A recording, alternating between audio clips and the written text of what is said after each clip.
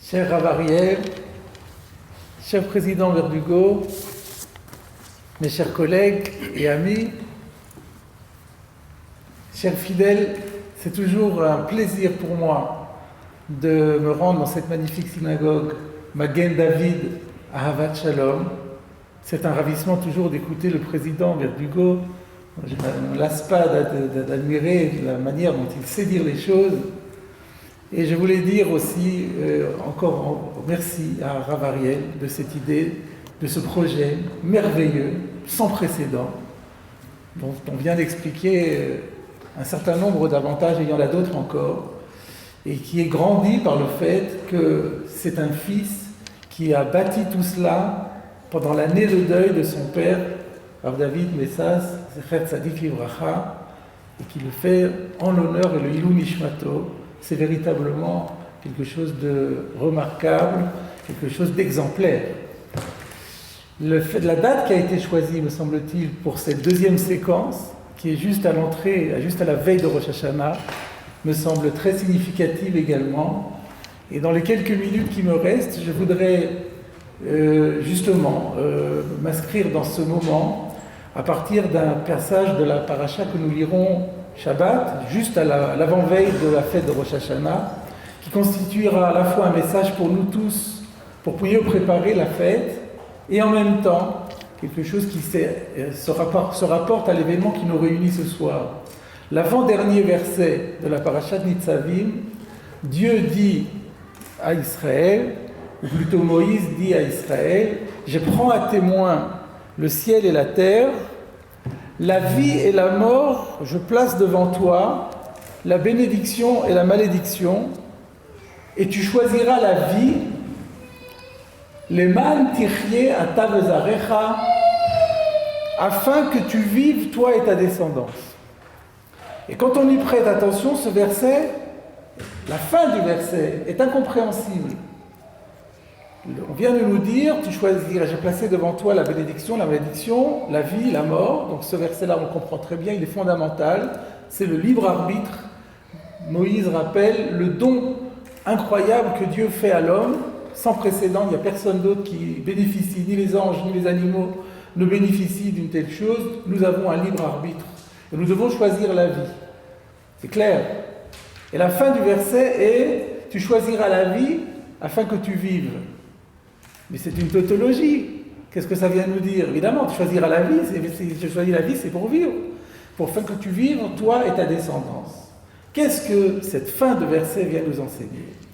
Un de nos grands maîtres, Rav Moshe Feinstein, dans son Sefer Darash Moshe, explique ceci selon une thématique qui est presque un leitmotiv dans sa pensée. Et qui dit, Dieu ne demande pas seulement aux hommes, aux Béné Israël, d'accomplir les commandements. C'est déjà beaucoup. Mais il dit que nous avons aussi une responsabilité vis-à-vis de nos enfants, de nos élèves, de nos descendants. Vous pouvez avoir quelqu'un qui accomplit de manière scrupuleuse tous les commandements. Mais c'est dur. Il le fait parce qu'il se sent contraint. Il est croyant. Dieu a donné une Torah. Alors avec des efforts surhumains, il arrive à accomplir chaque chose. Comme c'est dur de ne pas travailler Shabbat, comme c'est dur de manger kasher strictement. Mais il faut le faire, on n'a pas le choix. C'est bien ou c'est pas bien? C'est héroïque. Mais où les enfants, quand ils vont voir cela, ils vont dire « Papa, c'est un héros. Papa, il a des forces formidables. Mais nous, on est petits, on n'y arrivera jamais. » Il va donc les démotiver. En réalité, Dieu attend que nous accomplissions les mitzvot, comme nous l'avons dit récemment dans la Torah, dans la joie. En fait, nous devons comprendre que la vraie vie, c'est la vie de la Torah. Que tous les plaisirs qui sont les plaisirs qu'on dit de la vie profane, en fait, c'est la vacuité totale. Ça n'est pas gratifiant. Ce qui est vraiment gratifiant, c'est l'accomplissement des mitzvot. Quand on comprend que, en fait, la vie de la Torah et du mitzvot, c'est une vie qui procure une joie infinie, un plaisir infini, c'est facile. Et à ce moment-là, pour les enfants, c'est une évidence. Et voilà, dit Rav Moshe Feinstein, comment nous devons comprendre le verset. Tu choisiras la vie, mais attention, pas n'importe comment.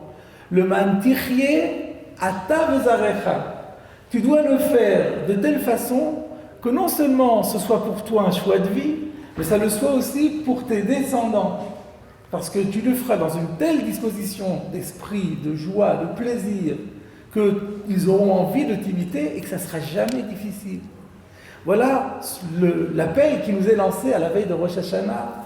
C'est bien de vouloir proclamer la royauté divine, de nous soumettre totalement à la royauté divine, de décider en ce début d'année d'arranger encore, comme nous le pouvons, notre comportement pour qu'il soit encore plus fidèle aux enseignements de Dieu. Mais il faut que ce le soit sans force, sans que ce soit compliqué, que ce ne soit pas une corvée. Il faut que ce soit facile, il faut que ce soit aisé.